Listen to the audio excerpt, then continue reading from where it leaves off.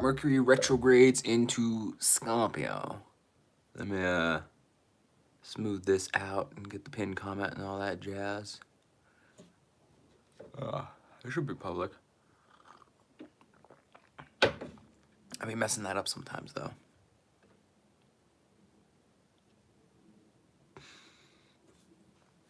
God damn, my internet's slow.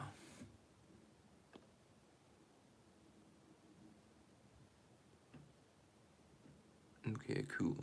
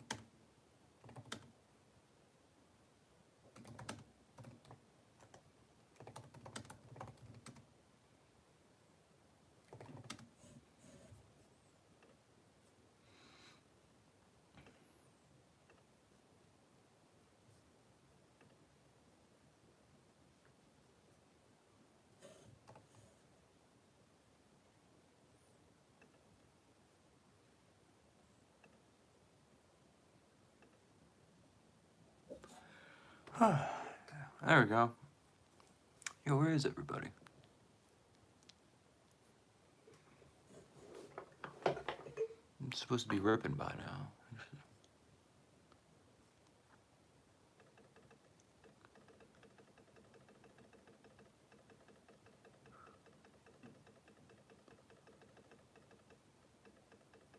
Huh.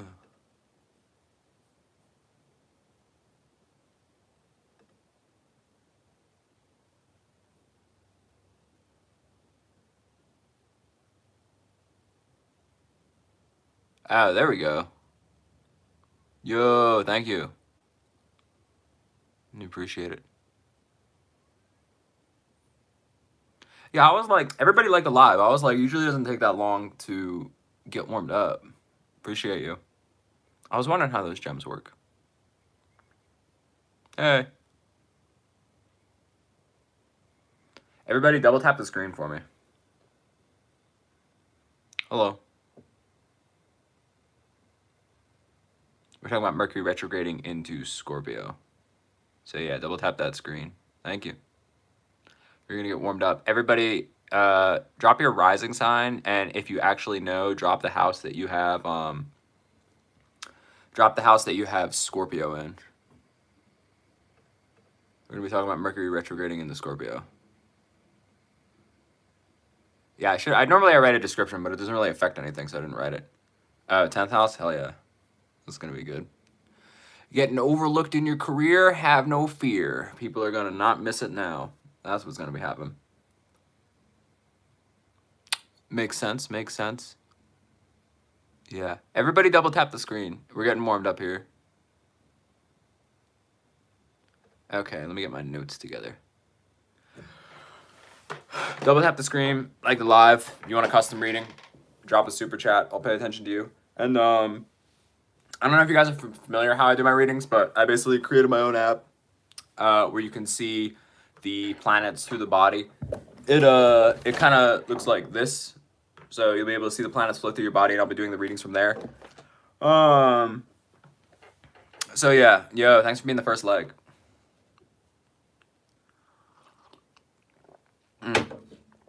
But yeah, so let's get into it. So essentially what's happening is we had 9 days of Mercury retrograding through Sagittarius, which was supposed to enlighten you to have a deeper understanding of your philosophy in regards to like how you want to upshift your vibe and like change your perspective for the upcoming like new cycle, which is all the planets in Aries, right? So with that being the case, all the new planets in Aries, essentially what happened is that like, you know, there's going to be a new world, and right now we're having the universe ask us like, yo, do you want to keep going with the new vibe? Like whatever you've been stuck on, whatever you have going on, because that is not exactly like what like it's like probably not what you want to do, right? You don't want to go into a new world with the vibe of an old world, and you don't want to be stuck on that. So Mercury retrograding into Scorpio is getting everybody in that mood of being hyper specific, hyper vigilant, hyper like you know. And a lot of people who are going to get caught up in that energy in a negative way will be in a space where you're like look at it this way. You're going to be in a space where you essentially are hyper nitpicky and hyper focused and hyper like be like, you said this and then it made me feel this way 3 days later. I'm, you know, a hyper nitpicky like douchebag. You know what I'm saying? So that's kind of like what it's going to do to some people. And in other people, they're going to like go over their life and their vibration and their emotional frequency with like a fine, like a very fine comb, like one of those ones they sell on the TikToks, where it like gets out all your like dandruff or dead scalp stuff and you go, ew, you know, like it's gonna be like that, right? So it's kind of like, what do you want to use it for? So when it comes to Mercury retrograding in Scorpio, you can kind of look at it in like more of a poetic way of like, the courier is diving below the truths of the trade. And you know, truth trades volume for voltage essentially. So where it's like, it's not necessarily like what you say, it's more about how you say it and how you want to get to that. Yo, I'm gonna get to your 5th house, dude. Like, chill out. Let me do my thing. So yeah. So essentially it's like Mercury retrograding into Scorpio is not about like bigger statements, it's about truer ones. It's about like things that like cut deep, right? Because it's like when a Scorpio says something truth about you, you're like, you know, like chill out, man. Like don't be doing all that, you know? It's like too much sometimes. So you got to think about it from that perspective of like, what is it that you want to do? What is it that you want to make happen? How do you want to actually make those things happen and like actually grow in a way, right? So that's pretty much the vibe for Mercury retrograding into Scorpio. Yo, cool. We got a lot of readings to do. That's what's up. But yeah, that's pretty much the vibe, right? So essentially what's going on is, you know, we're refining our contracts, we're refining our money merges, we're refining our boundaries, and we are, you know, some people are refining their passwords in a way and doing these things. So it's like more about like intimate conversations. It's more about vibing. It's more about like choosing what you want with precision and how you actually want to resonate with those frequencies, right? So that's kind of like what we're doing during Mercury retrograde in Scorpio. So in terms of the timeline of what's going on, essentially what we got going on is Mercury station retrograde on the 9th. We had our 9 days of Mercury retrograde into Sagittarius. And I got to look at when it goes direct. I think it's like the 29th or something.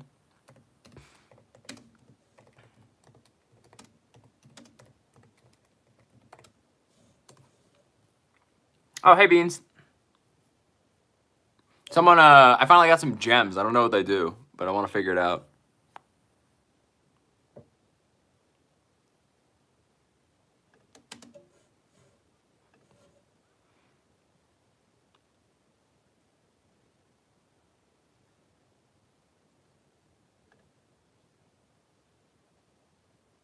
Right? That's what I thought. Okay, it was November 29th. Okay, I was right. So essentially what we got going on with, whatchamacallit, maybe I should be doing the thing. I don't have as many viewers as I want. I was ripping earlier. But anyways, so essentially we have Mercury going retrograde on November 9th. Then we have it entering Scorpio tomorrow on the 18th. And then it goes direct on the 29th, right? So essentially one of the huge things was the 9 days of Mercury retrograde, which like I said, was all about the vibe, cultivating that, figuring out what you want to do, and how you want to move into the new world when Saturn and Neptune actually enter Aries, which is like a punch in the face in a way, you know? So essentially what's going on with that is you want to, you know, you want to plan, you want to prepare, you want to pick the vibe that you want to have, and really sit and meditate on the exact vibe that you are dealing with, right? Because that is what attracts life to you. That's how you manifest from. That's the foundation that we're working with here. It's not like the be-all, end-all of, what you may want, right? So it's like, do you want to move into this new world with that old vibe? Do you want to move into this new world with that old revenue? Do you want to move into that new world with these old passwords, with these old experiences? Because it's like, maybe you do, maybe you don't. I don't know. It's kind of like, it's up to you, right? So that's kind of like what we're dealing with here in terms of how we're making this happen and how you want to work with it, right? So let me do this. We're going to get into the all signs reading. So everybody drop the house and like the live. Do I want to go over anything else?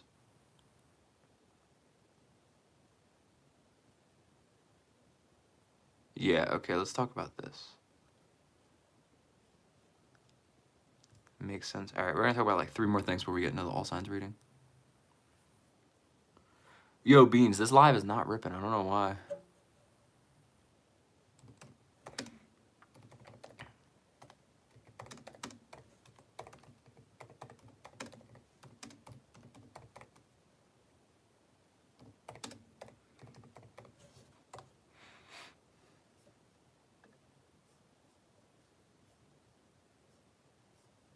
There we go.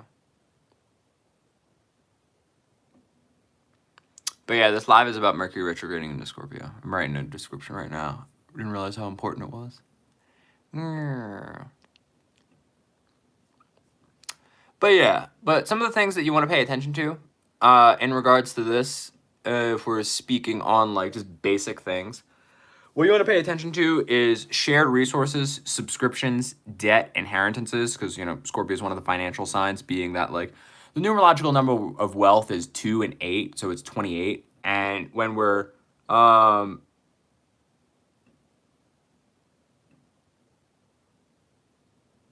Beans, are you doing that to, like, piss me off?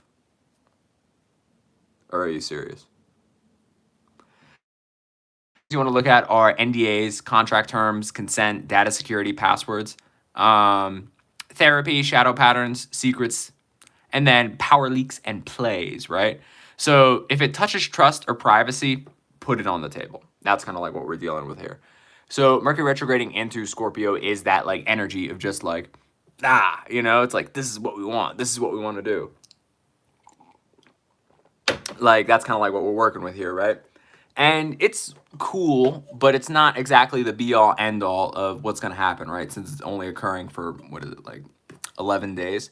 So if we're thinking about that of like the 9 days of Mercury retrograding in Sagittarius is like the vibe check, Scorpio is the 11-day, you know, gates per se of you moving through that energy, of you moving through that understanding, of you moving through that space. Yo, what am I missing?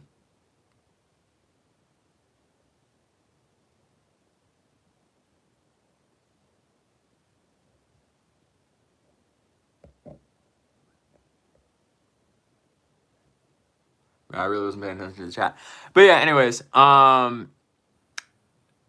it's oh yeah, well, you know, some people gotta be tards.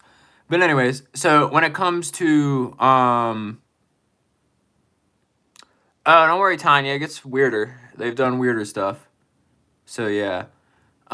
Essentially what we have going on with this, where is that? All right, I was here. So essentially what we got going on with these like shadows of like going over your life with like a fine-tooth comb. It's kind of like we're dealing with an integration energy, right? So when we're dealing with integration, what we're asking is ask clean, open questions, and then listen all the way, right? So when we're asking clean and open questions, essentially what we have is a, like, it's kind of like that thing of like, if you just meditate in 30 minutes, like just for silence, like you'll probably get the answer. You'll probably get the understanding. You'll probably get like the chill vibe. You know what I'm saying? So, no, people were doing it before. There was one dude that was like spamming the 5th house, and I was like, dude, I saw it. I'm not going to, like, it's always these Indian motherfuckers that are just like, I swear over there, it's like everybody's just doing free lives and they want it immediately, right? And it's, I don't know. But it's like they just be spamming it, assuming they're gonna do a free live.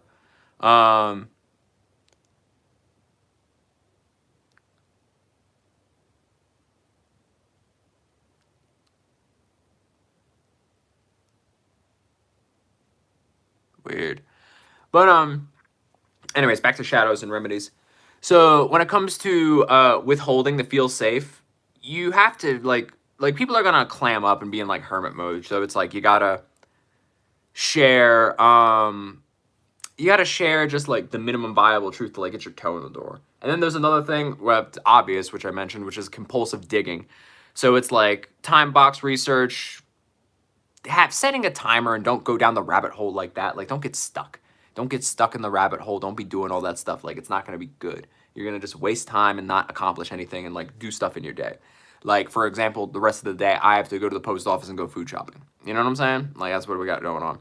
So when it comes to that, the other thing they have to watch out for is power plays and tests. So for this, you need to write terms, agree, and release with grace. It's kind of like, look at it this way. It's kind of like when you're dealing with someone who's like a psychopath or a narcissist, where you want to subtly signal to them that everything they say or do is being recorded. Like, that's what you want to do during these like Mercury retrograde and Scorpio times, because everybody's going to be so stuck on like nonsense. Everybody's going to be so stuck on power. Everybody's going to be so stuck on like this, like, you know what I'm saying?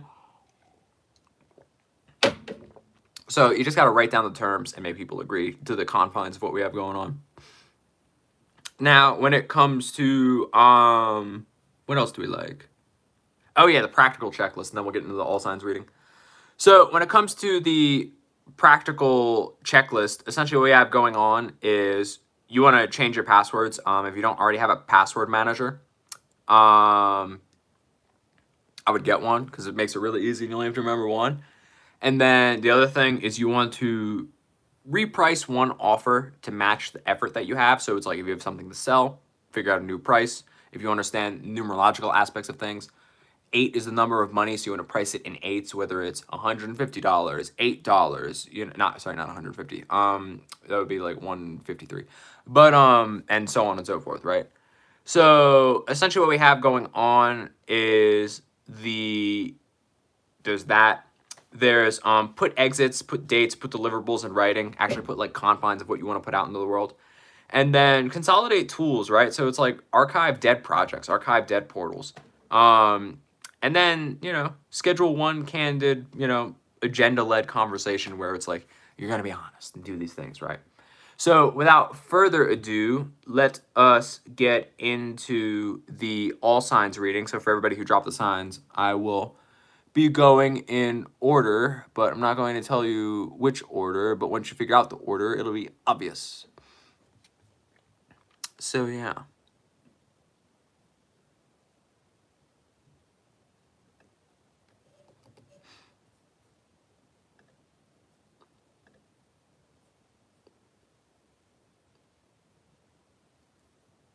Yes, it's going in order of rising sign, Beans. It's the same way I always do it. You're extra confused today.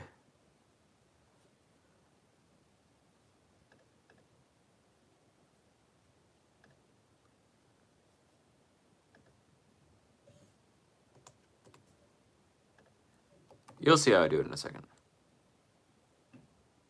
I didn't switch it up the other. I always do it in order of rising sign. Like, what are you talking about?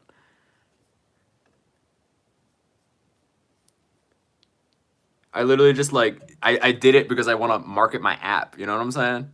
like that's what I was doing. Anyways, let's get to it.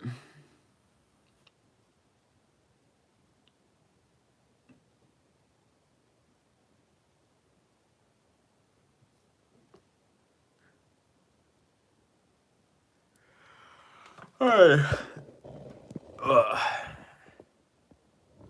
Yeah, I was showing it from the perspective of my app. That's what I was doing, and that's what I'm going to continue to do from now on. Okay, here we go. Let's do it this way. So we're starting with Aries rising.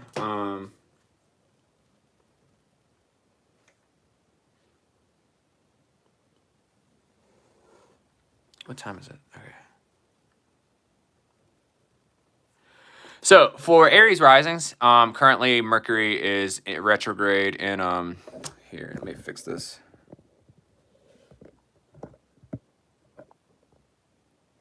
Okay. So for Aries risings, right now we have Mercury retrograde in the 9th house, and tomorrow it's moving into the 8th house. So for the 8th house, it is a lot of that like financial and energetic investment type of thing. So when we're talking about that, yeah, Leonard, if you want to understand your chart, just click the link in the pinned, yeah, Beans just posted it, and that'll tell you your chart. So it's like, these are the signs, these are the houses, these are all the planets and stuff. And if you click the link, you know, right here, that'll tell you your chart.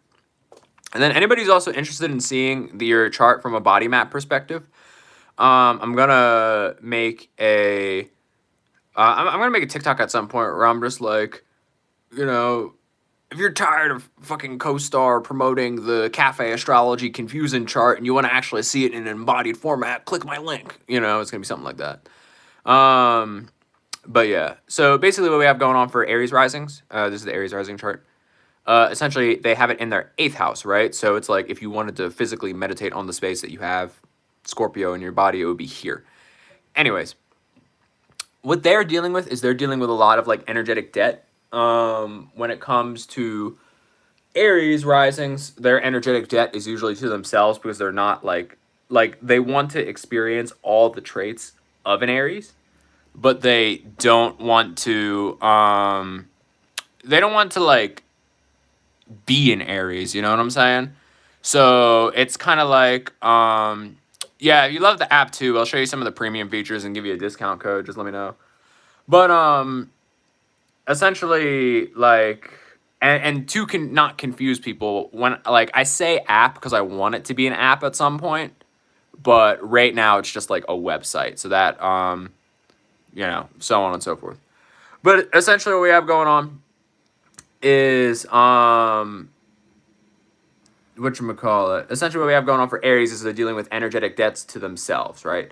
So basically what we have to deal with for them is they like I said, they want all of the Aries things, but they don't do the Aries things, right? So it's like they want to be a leader, they want to be a pioneer, they want people to rely on them, they want to be a savior, right? They want to have that little rescue complex. However, what is going on with that is they have a lot of energetic debts due to this Cancer energy in the 4th house, of where they care about all that stuff, but they don't care about like what a typical Aries does to get there. So with that being said, essentially what we have going on is they are dealing with some of the deep relational issues of where it's like they don't have the relationship that they want with themselves to truly be in that like high level Aries energy, simply because they you know, get distracted by having all the traits and feeling the need to like feel comfortable in that space, right? Like that's kind of like what we're doing. So yeah, basically that's kind of what Aries is dealing with right now, of where it's like they could be them, they could be more self-centered to some extent, but they're like not really, if that makes any sense. So yeah, now moving on to Taurus. So when it comes to whatchamacallit, I'm going are you a Gemini rising sign, Allie? Because I'm going by rising sign because I'm specifically talking about the house that we have Scorpio in. So for Taurus, Taurus is dealing with a lot of like relational energies of where they probably haven't been setting boundaries, and the most simple thing I could say for Taurus is they are cool. I'll be doing you next. The most simple thing I can say for Taurus is like they didn't have freaking boundaries, you know, they didn't actually make these things happen. They didn't have the necessary boundaries to be in a certain space. Where like, I don't know, they're just like being dickheads, you know, like they're just like, they were kind of lazy. They weren't like saying what they wanted to say, and they finally got like their voice once Jupiter moved into Cancer, but now it's retrograde, so they're talking about old things that they care about. And essentially what we have going on is like the scorpionic energy is making them really reconsider what it is to their relationships, right? Because when people talk about Venus, everybody loves to talk about the you know, like the, for lack of a better term, like the OnlyFans vibe that comes with Venus and Scorpio. But what really Venus and Scorpio is like, it's in its detriment, right? And when it's Scorpio, it's going through a harsh transformation. So it's not like that actual word that I don't know if I can say on YouTube, simply because it's like it's not about pleasure, it's about withholding pleasure, right? So when it comes to that, it's like right now Taurus is kind of being in like a standoffish mood because they realizing like the level of self-sacrifice that they've given to specific relationships right now. So that's kind of like what Taurus is dealing with, of where it's like they're not as abundant, they're not as open, they're not as opportunistic, simply because they're just like in this like self-sacrificing vibe, almost like a Libra, and they're not like doing what they need to do, right? So that's kind of like what they're dealing with and what they're rewriting their boundaries and, you know, rewriting their social contracts for. Now moving on to Gemini.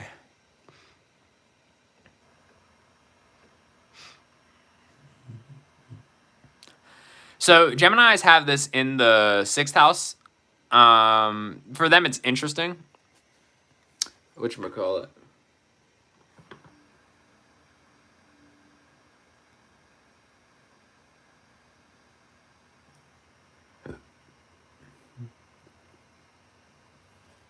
So when it's in the 6th house, essentially what we have going on here is an opportunity to,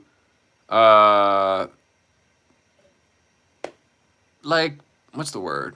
I don't have the word yet. I gotta think of it.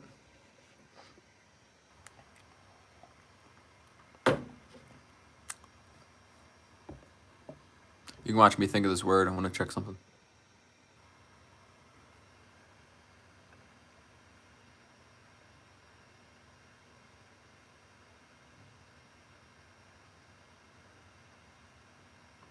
Damn it.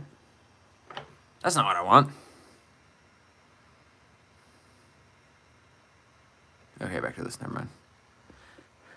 So yeah, so basically the vibe for Geminis is they are working on their work relationships, because more often than not, Geminis kind of like pick their relationships based off of like what they want to learn. So for you, it's like you are dancing through the social scene and essentially just like picking and choosing what mentalities you want to emulate or grow from, right? So when we're talking about those like ideas or understandings for Gemini risings, essentially what we have going on here is like they just be like straight up, they just be transforming themselves for whatever it is they want to work on, and then not completing that work, not even of a notable percentage. So right now it's kind of like they're going through that effort of like, all right, if I want to work on something, I have to recreate these boundaries for myself. So when before I was talking about like checking the timer, setting a stopwatch to do certain things, that is the vibe of what we had going on. That is the vibe of like the whole situation. So for Geminis, it's like right now they're going through a lesson in work ethic. And it's not necessarily like a huge lesson in work ethic. It's kind of like a lesson in just like, you know, vibes. And it's just like, if you want to transform and transmute yourself, then do this. Don't do that. Do this. So that's kind of like what we have going on when it comes to the Gemini energy. So yeah. Now moving on to Cancer.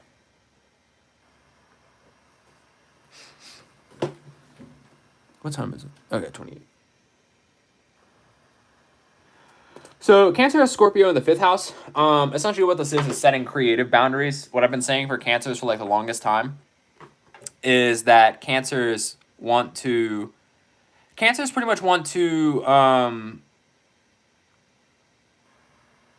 what do they want? They want to really focus in on their creative endeavors. But the same problem that they have from their creative endeavors and managing their energies is the same problem that all Cancers have, which is creating their boundaries out of fear rather than love. So to get to that next quote-unquote creative level, essentially what Cancers are being forced to do right now is they're being forced to like look at like, you know, who they associate with. They're being forced to look at like how they withhold their own pleasure for creating opportunities. They're looking forward to like how to move forward, how to have opportunities, how to like make these things happen, how to actually grow, how to actually do XYZ. You know what I'm saying? So it's a cool opportunity. It's an exciting one, but it may be painful for Cancers right now simply because they don't exactly know how they want to resonate. They don't know how they want to grow. They don't know how they want to really like understand and expand in regards to what it is that they have to offer, right? Because right now it's a lot of sacrifice, it's a lot of misunderstanding, it's a lot of lacking opportunity, it's a lot of like undeciphered growth, if that makes any sense, you know? So it's like cool, but at the same time, like it's very like it's cool from the outside looking in, but for the most part it's quite painful for cancers because it's like they have to face something that's protected them, but it really hasn't protected them. It's limited their growth and it was supposed to be a band-aid protection, but now it's not, you know? Like that's kind of what cancers are dealing with right now. Now, moving on to the old Leos. I know you're ready for this, Beans.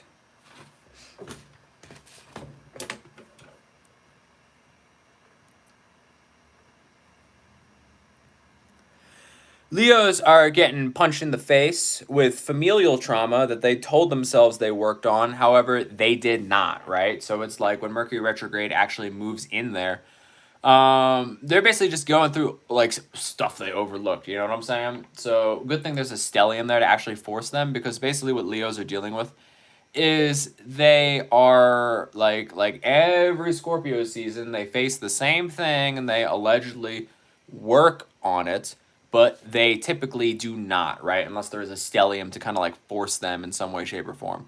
So when it comes to the stellium forcing them, they are actually going to look at it, right? They're actually going to deal with it, right?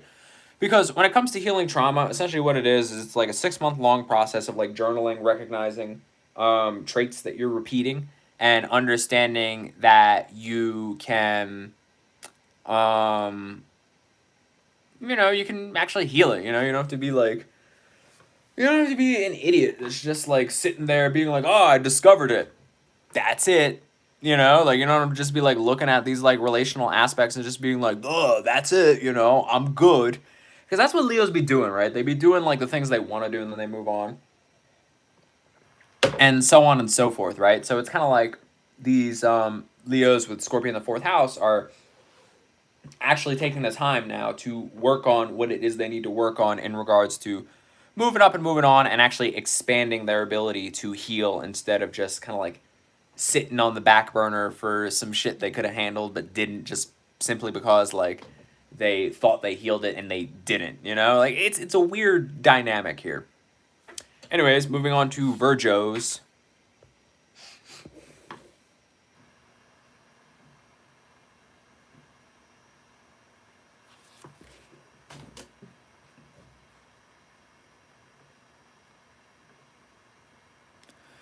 So Virgos have Scorpio in the third house. What I've been saying about Virgos is they're just gonna be roasting people, and through roasting people, they're going to heal their childhood trauma. And like typically, what this childhood trauma is the obsessive need to like be a part of like whatever project they see, that they could be like healing in some type of way.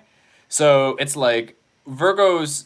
So how this works is like your rising sign or your ascendant essentially opens you up to the lessons that your spirit wanted you to learn upon incarnation.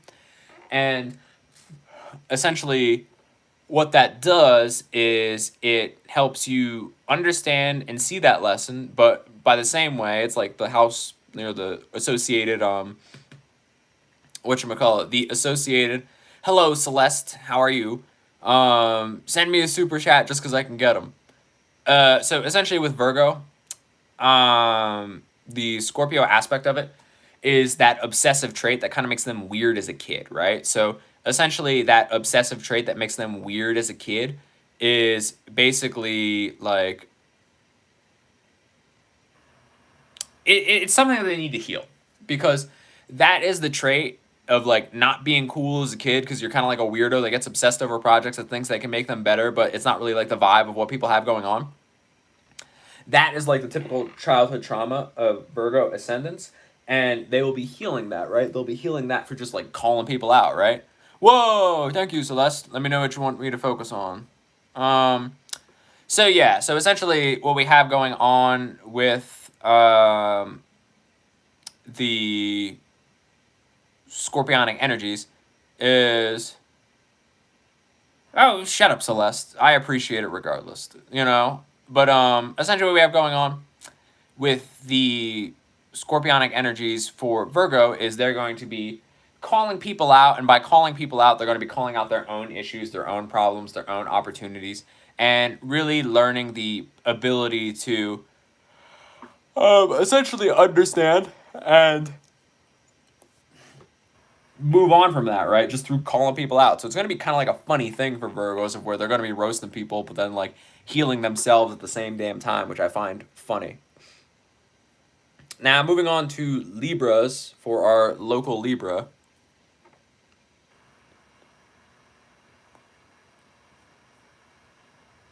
Where are we? Okay.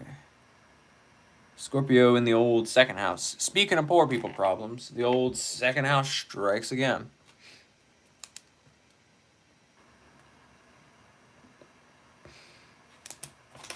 Alrighty. So for yeah, get Annie in here. Get her in here. So essentially what we have for Scorpios is, or not Scorpios, Libras. So essentially what we have for Libras is we have Venus and the Sun, and then eventually Mercury retrograde moving into the second house tomorrow, right? So that like old ideology and that old X-ray vision of something that could help you monetarily will come back, right? So it's just like, you've been thinking about like whatever you want to make, right? Whatever you want to do to make more money. You've been thinking about it, but now you're dissecting it. Now you're creating a plan. Now you're creating boundaries around your own Libra energy. And, you know, instead of like, you know, doing the Libra Lord's work by telling yourself that you're, you know, creating balance in the surroundings around you, whether it be like your local surroundings, your kids, or like just trying to be a problem solver and a people pleaser, you are taking the time to really step back and relax in terms of what it is you have to offer, right? So when it comes to thank you. So when it comes to that, essentially what you're having right now is you're creating an energetic boundary, and then you're reminding yourself that you are you're reminding yourself that like you can't pour from an empty cup, basically. Like that's kind of like what it's saying right now, where it's like you have your ideas, you have your opportunities, you need time and energy to actually focus on that. Will you focus on that? Perhaps. Will you make it happen? Of course. But you need time and energy to focus on it. That's kind of like what we're dealing with here. So when it comes to that, whatchamacallit?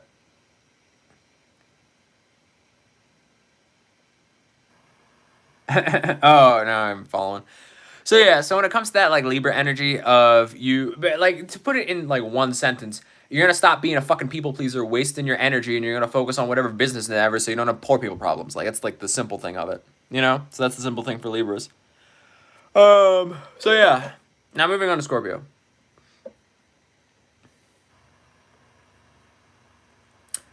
So Scorpio is doing a transmutation of themselves yet again. Not really anything new, not really anything that surprising, but it is occurring nonetheless. So when it comes to that scorpionic energy of you know, what's going on, what's happening, how we're like making these things shake, essentially what it is the Scorpio is resetting their boundaries. They're taking a pretty deep look at how they withhold pleasure to themselves for the sake of transformation or appearing nonchalant. And they are using that Mercury retrograde energy to really isolate and identify what's going on in terms of those opportunities, right? So when it comes to the Scorpio ascendant energy, like what the vibes are for that is they are really just learn how to shift. They're learning how to shapeshift. They're learning how to shapeshift with a goal. They're learning how to shapeshift with an intention. They're learning how to shapeshift with an opportunity to actually be something of substance, right? Instead of just like kind of like an ice cubey, lazy person that doesn't really do anything, you know? So essentially what they have going on with that scorpionic energy is the ability to move up, move on, expand, and actually grow their situations. But when it comes to that vibe. It's like, you know, can't really do it. Can't make it happen. Can't, you know, hold yourself back continuously simply because you want to just appear cool, you know? Like, it's not something that you necessarily want to do. It's not something that you want to make happen. It's not something that you, like, aspire to level up in some way, shape, or form simply because, like, you just want to appear calm, cool, and collected and, like, all that jazz. You know? So it's like there's a bit more to it when it comes to the Scorpios. I can't really give you a specific on what that exactly is, just because, you know, holding it so tight to the chest. But, you know, it's like pretty much what's going on in regards to the Scorpionic energy. It's not the be-all, end-all of just appearing nonchalant and chill, you know? So, yeah. Now let's get back to the, what is it, Sagittarius we're moving on to? Yeah. Sagittarius. Sagittarius. I only answer to super chats and gifts. Now, when we are doing Sagittarius, essentially what we have going on for the Saggies is they have Scorpio in the 12th house, right? So it's a lot of like subconscious rewiring. It's a lot of subconscious vibration handling. It's a lot of subconscious shifty difties simply because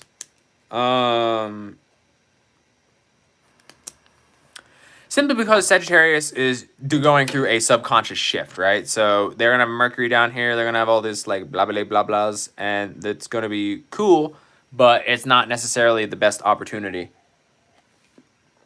for them because they're in a space where they kind of just like don't know what's going on. They don't know what's happening. They don't know what's essentially they don't know what's shaking. You know what I'm saying? So it's kind of like it's cool, it's chill, but it's not necessarily the vibe that they're looking for, right? So it's like to put it in computer terms, their optimism button is going to be rate limited because the universe wants them to actually complete a project instead of you know, as Bean says, lurking and jerking on your hopes and dreams. You know? So that's kind of like what we have going on in regards to the energy of the Scorpio 12th house. It's in your feet, you know? Like, maybe Sagittarius will be sitting down a little bit more. Maybe they'll just be chilling in some way, shape, or form, you know? Like, it's not necessarily the coolest opportunity for them because it's kind of like Cancer, where they have subconscious work that needs to be done, and yet it is not necessarily going to be completed on the timeline that they would like. Simply because they need to actually get stuff done. They can't just be lingering. They can't just be like snorting that optimism that just pops into their head and not like completing it. Like, that's the whole point. Like, you're supposed to inspire, you're supposed to be excited, you're supposed to be hype, not just like goofing around, like playing thought experiments and daydreaming. That's kind of what we're dealing with, Sagittarius. Now, Capricorn.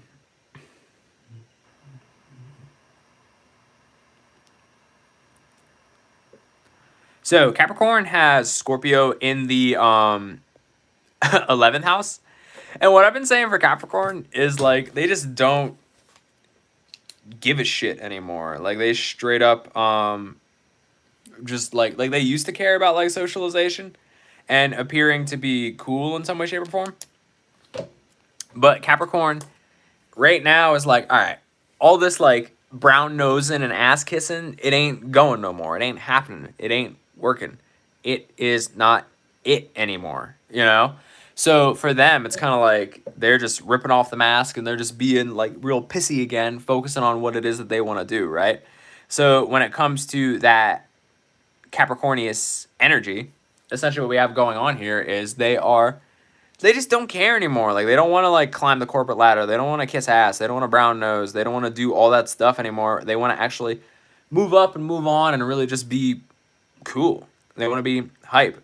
They want to be excited about life. They want to do all these things and really be super optimistic and actually accomplish their goals. Like, that's what they want right now, you know?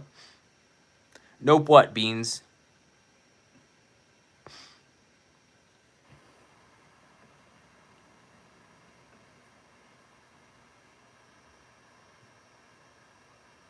Aha, Aquarius. Finally on Aquarius.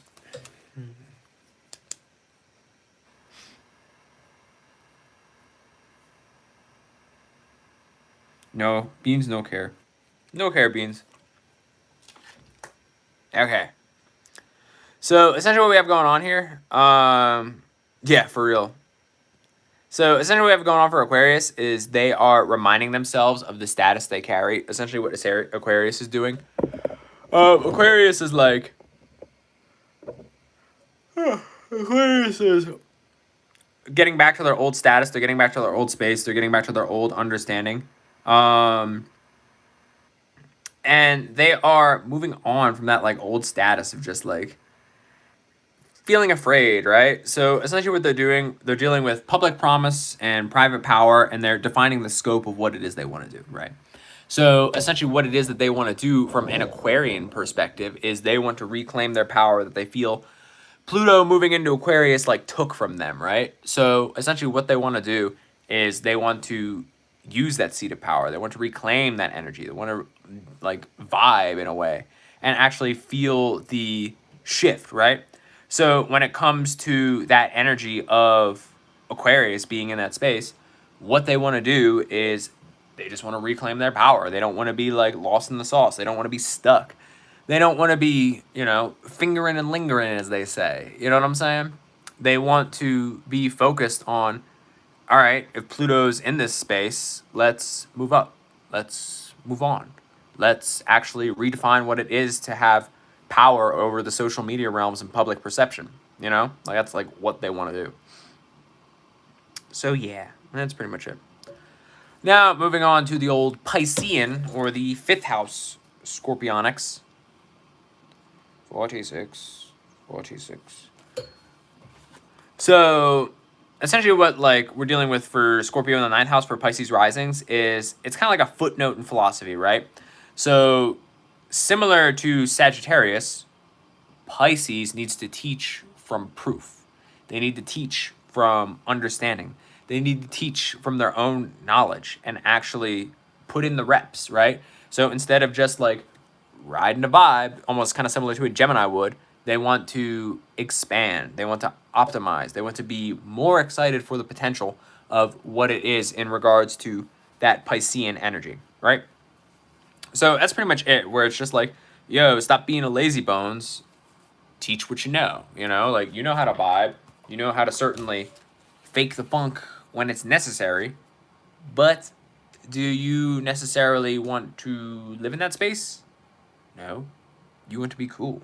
You want to be knowledgeable. You want to be understanding of whatever it is that you have going on. Now, we are moving on to the old... What are we moving on to?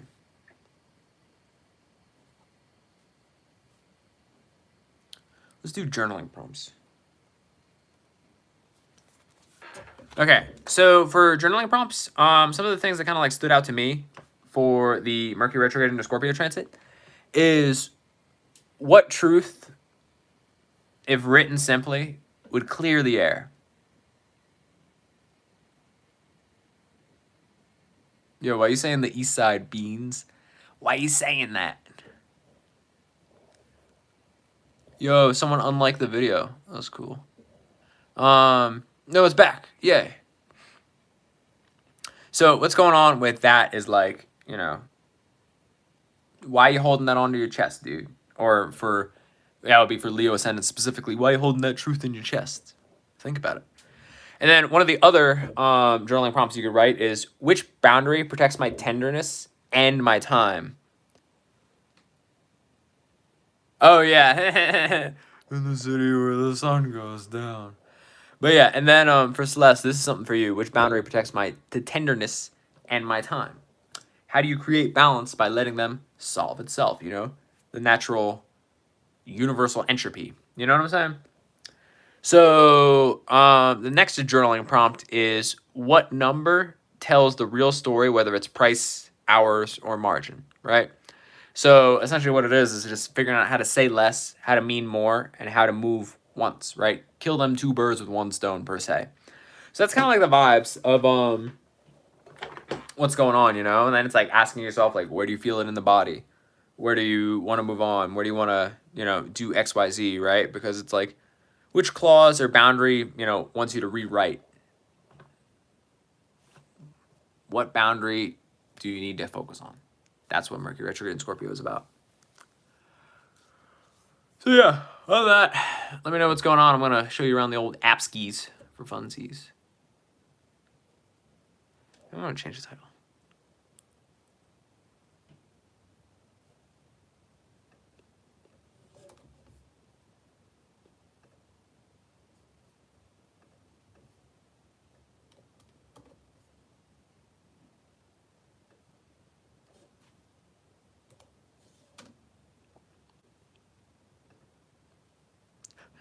There we go. Julio's.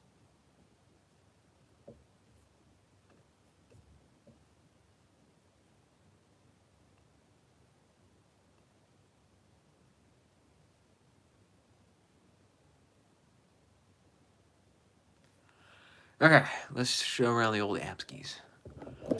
All right, so what I was telling you guys, one second.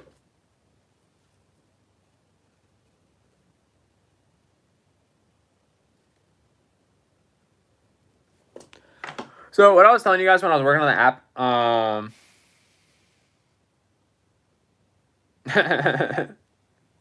you're funny. So yeah, so what I was working on is I just like worked on the the little UX feature right here where I made this a little better. I'm gonna work on this and actually organize it a little bit more so it's kind of like in the middle and you can see it. But one of the things I was telling who was I telling? 1 second.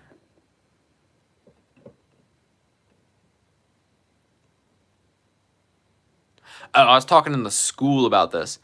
But when I was like thinking about this like 8 years ago, I wanted to have like a VR or like AR feature where you could like click on the planet and then travel to that space in the universe and then actually like see it and then like go deeper. It's like, what is the house? What is the sign? What is the degree?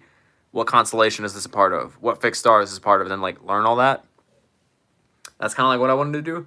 But for one of the features that I'm going to add next month along with like the referral and promotion feature is like the ability to like actually click on a planet and then have like this little box or tab pop up and actually like be able to see like, okay, what sign, what house, what degree, and then like little like things about manifestation or like whatever the hell I want to put in at that point in time.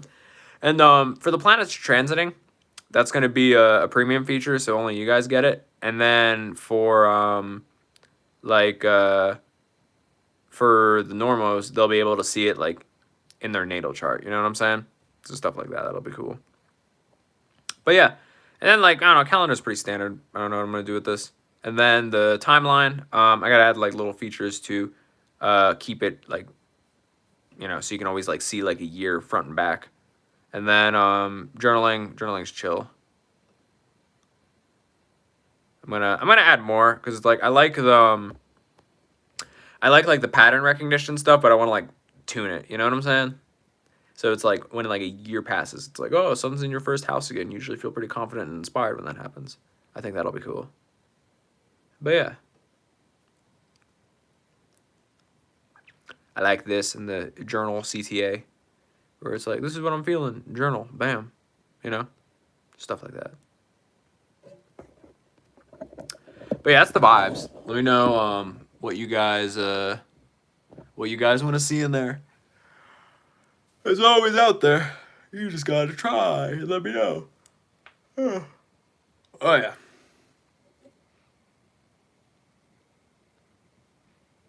Oh, what do you like about that, Celeste?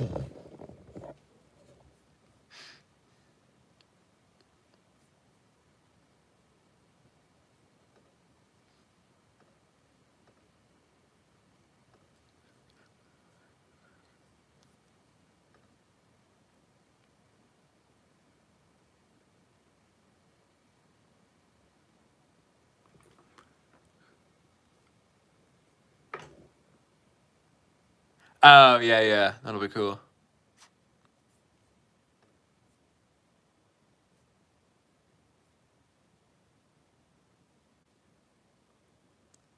Yeah. I do like that too. Yeah. People gotta learn, People gotta learn.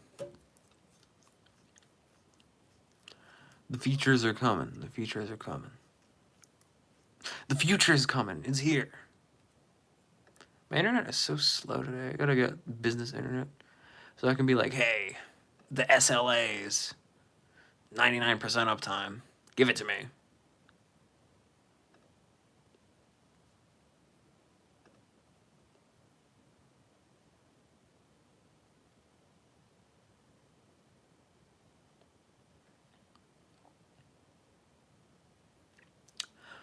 But yeah, that's better for me, guys. I'll put the timestamps and get a little thumbnail together. Catch you later.